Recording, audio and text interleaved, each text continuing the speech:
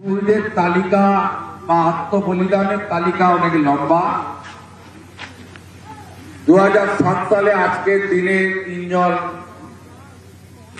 মারা গেছিলেন বা হত্যা করা হয়েছিল। পরবর্তীকালে 2010 সালে তৎকালীন জনপ্রিয় প্রধান নিশিকান্ত মণ্ডলকে বর্বরচিত হত্যার মধ্য দিয়ে প্রায় 41 জনকে নন্দীগ্রামের ভূমি মাটি রক্ষা করার জন্য আত্মবলিদান দিতে হয়েছে। আমি কখনো এই কর্মসূচিকে রাজনীতিকরণ করিনি, ভবিষ্যতেও করব না। আমি এই কর্মসূচিতে শহীদ পরিবারদেরকে উপস্থিত করাই, আহতদেরকে উপস্থিত করাই এবং বিশেষ করে আন্দোলনের পীঠস্থান তীর্থভূমি সোনাচূড়া জনগণকে আহ্বান করি। যেহেতু 7ই জানুয়ারি থাকে, প্রবল শীত থাকে, কুয়াশা থাকে, 2021-এর পর থেকে 2টো প্রোগ্রাম হয়। পুলিশ বাবু পার করেগা, তারা শাসক দলের লোকদের বলে এরা আগে করবে, আপনারা 6:15 পরে আসুন। অনেক পরিযায়ী লোকজন আসেন, যারা আগে আসেননি, আন্দোলনে ছিলেন না। বক্তৃতা করতে গিয়ে শুধু শুভেন্দু শুভেন্দু শুভেন্দু শুভেন্দু শুভেন্দু শুভেন্দু। শহীদ তর্পণ করতে এসেছিল না শুভেন্দু অধিকারীকে স্মরণ করতে এসেছিল। কেউ তো আবার ভুলে শুভেন্দু অধিকারী জিন্দাবাদও বলে ফেলছেন দেখছি। আর একটা জাহাজ বাড়ির মালিক, সে একটু আগে বড় বড় কথা বলে। আপনার কি দশা হবে আপনি জানেন না। আমি কোনদিন মঞ্চে কোন নেতার ছবি লাগাই না, আমার ছবিও থাকে না। এবারে ওই ছিন্নমূল যাদের এবছর শেষ প্রোগ্রাম, পরের বছর আর প্রোগ্রাম করতে পারবে না, তারা একদিকে পিসির আর একদিকে ভাইপোর ছবি লাগিয়েছে। আমি যদি মিথ্যা বলে তাকে গিয়ে দেখে আসি। এই প্রথমবার খালি নেতাদের দশা আমি দেখছি। না চিনে নন্দীগ্রাম, না জানে অতীতের কথা। তাই আজকে এদের সম্পর্কে বেশি খরচ না করাই ভালো। আমি পলাশগিরি সহ আমার প্রায় 30-31টি শহীদ পরিবার এখানে এসেছেন, তাদেরকে নতমস্তকে প্রণাম নিবেদন করি। হৈমবতী হালদার সহ গুলিবিদ্ধ বহু আহত ব্যক্তিবর্গ কষ্টের মধ্যে আজকে আমাদের কাছে এসেছেন, আমি তাদেরকে প্রণাম করি। এত সকালবেলা সহস্রাধিকেরও বেশি গ্রামবাসী এসেছেন, আমি আপনাদের প্রতি কৃতজ্ঞতা জ্ঞাপন করি। সোনাচূড়ার প্রধান, কালীচরণপুরের প্রধান, খেজুরির প্রধান এবং পঞ্চায়েত ব্যবস্থার সঙ্গে যুক্ত আমার সাথীরা অনেকেই আছেন। কর্মাধ্যক্ষ সঞ্চালক দেবাশিস ভাই, সাহেব ভাই, আন্দোলনের নেতা স্বদেশ অধিকারী ভাই ভিক্টর, সর্বোপরি সভাপতি শ্যামল সাউ সহ আমার সাথী বটকৃষ্ণ সহ ওপারের খেজুরির পবিত্র সহ অনেকেই আছেন। প্রত্যেককে আমি যথাযথ স্থানে সম্মান জানাই। আপনারা জানেন এই বর্ষতা বিরোধী সংগ্রাম কৃষি জমি রক্ষার সংগ্রাম ছিল। সর্বস্তরের মানুষ কালো পতাকা নিয়ে ভূমি উচ্ছেদ প্রতিরোধ কমিটি গঠন করে আন্দোলন করেছিল। আমাদের অভিজিৎ ভাই, অশোক করমদেরও দেখছি, এদেরকেও ধন্যবাদ জানাই। তা আমাদের এই আন্দোলনের ইতিহাস আপনারা জানেন। আমরা প্রত্যেক বছর ভরত মন্ডল, বিশ্বজিৎ মাইতি, শেখ সেলিমকে স্মরণ করি। 14ই মার্চ আবার আসবে, সেদিনকে রতন দাস, গোবিন্দ দাস, জয়দেব দাসদেরকে আমরা স্মরণ করব। সুপ্রিয়া জানা বাসন্তীকরকে স্মরণ করব, ইন্দাদুল ইমাদুলকে স্মরণ করব, উত্তম পাল, সুব্রত সামন্তদের স্মরণ করব। আমাদের প্রলয়গিরিদের স্মরণ করব। এইভাবে আমাদের 10ই নভেম্বর আবার শ্যামলী মান্না, রেজাউল করিম, আদিত্য বেরা, রবীন দাস, সত্যেন গোল, হরেন প্রামাণিক, লক্ষ্মীকান্ত গিরি, আমরা এদেরকে স্মরণ করব। এই নন্দীগ্রামে জমি রক্ষা করার ক্ষেত্রে এদের আত্মবলিদান আমরা কোনোদিন ভুলতে পারি না। আপাবর মানুষ সংঘবদ্ধ হয়ে এই আন্দোলন এবং পরবর্তীকালে জনগণের বিজয়, তার মধ্য দিয়ে আমাদেরকে এগিয়ে নিয়ে যেতে হবে। আর আমাদের সম্মিলিতভাবে থাকতে হবে, কারণ এখনো যারা আত্মবলিদান দিয়েছেন তারা 100% তাদের অধিকারও পাননি, ন্যায্য বিচারও পাননি। তাদের সন্তান সন্ততিদের কর্মসংস্থান সহ তাদের যে বিষয়গুলো রয়েছে সেই বিষয়গুলো কিন্তু অনেকেরই হয়েছে, কিন্তু সম্পূর্ণ হয়নি। স্বাভাবিকভাবে আমাদের এই লড়াই একটি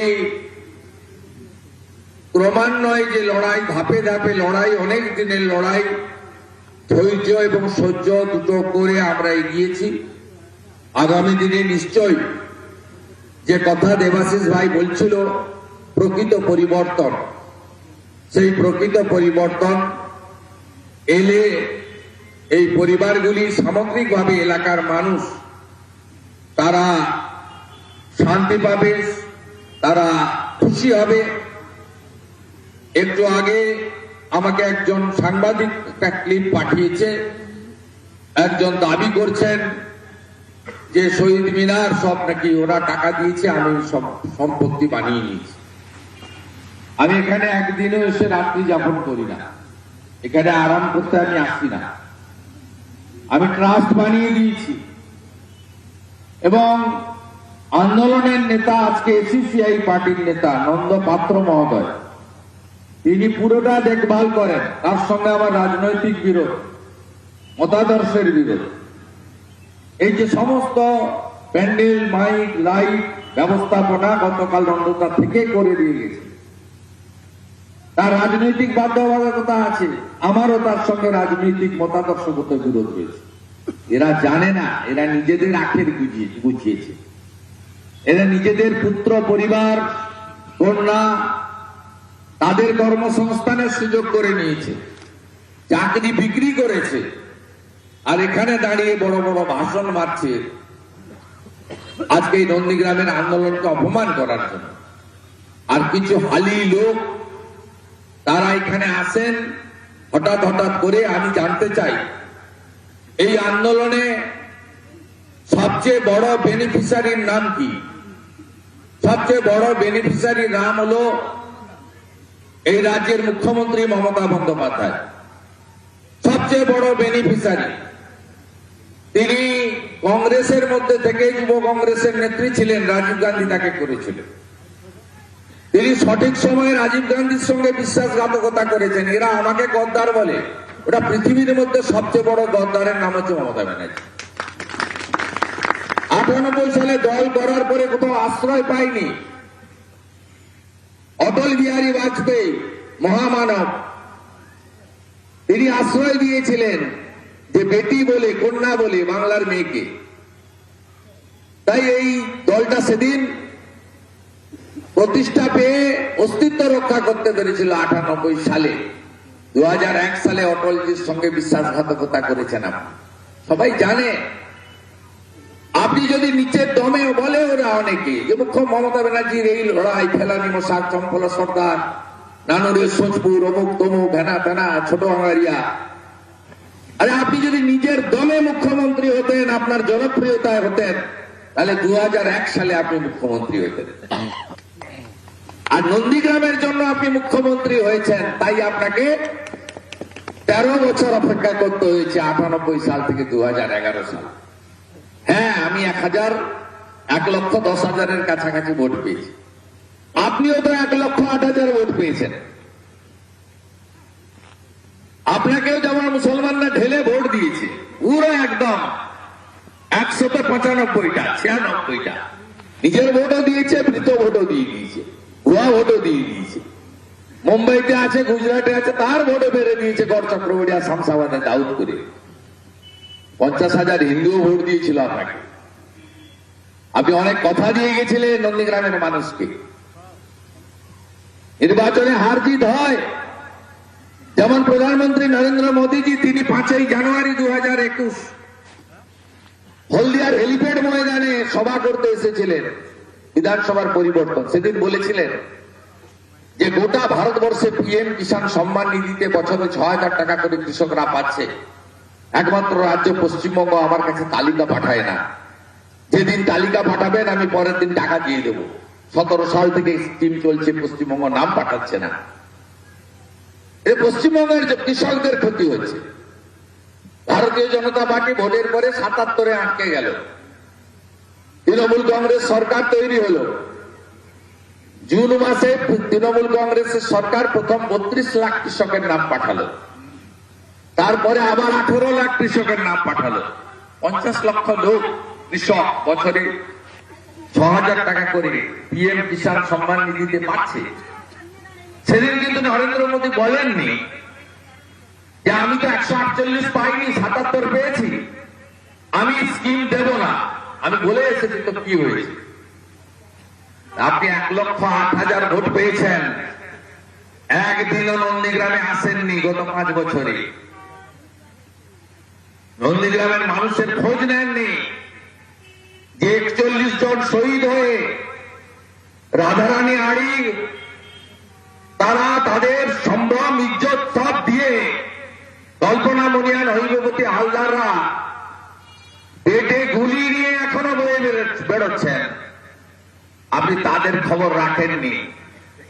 উল্টে কি করেছেন, আন্দোলনের নেতাদের নামে কেস তুলে দিয়েছিলেন। 421 বলে একটা সেকশনে ত্রুটিযুক্ত। হাইকোর্ট আপনার সেই সিদ্ধান্তকে সেট অ্যাসাইড করে দিয়েছে, বাতিল করেছে। করেননি তো নেই কিছু, আরো আন্দোলনের সঙ্গে যারা ছিল প্রত্যেককে আপনি বিপদে ফেলে দিয়ে চলে গেছেন।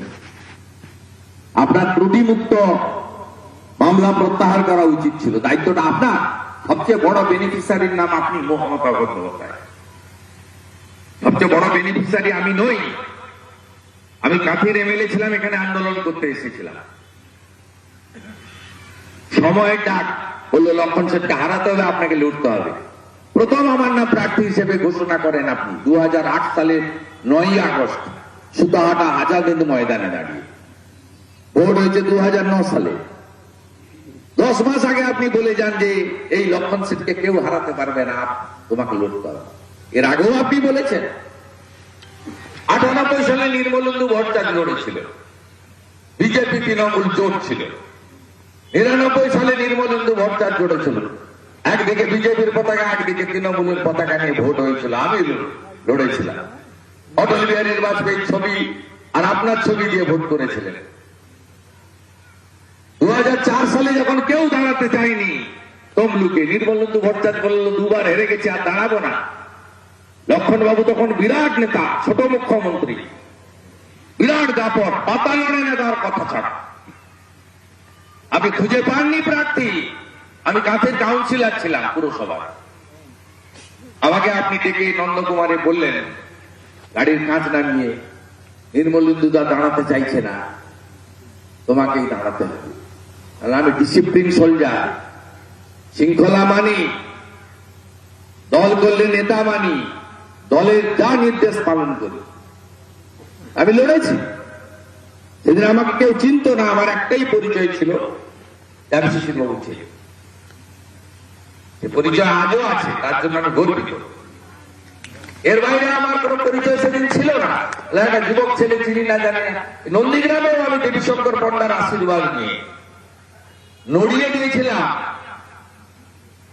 মাত্র 5,000 গ্যাপ ছিল আমার সঙ্গে লক্ষণবাবু সেদিন নন্দীগ্রামে, মাত্র 5,000। আমার অভিভাবক দেবীশঙ্কর পণ্ডা আমাকে আশীর্বাদ দিয়েছে। লড়েছিলাম, মাটি ছেড়ে পালাইনি। ঠিক একইভাবে আমি চাইতে যাইনি আপনার কাছে।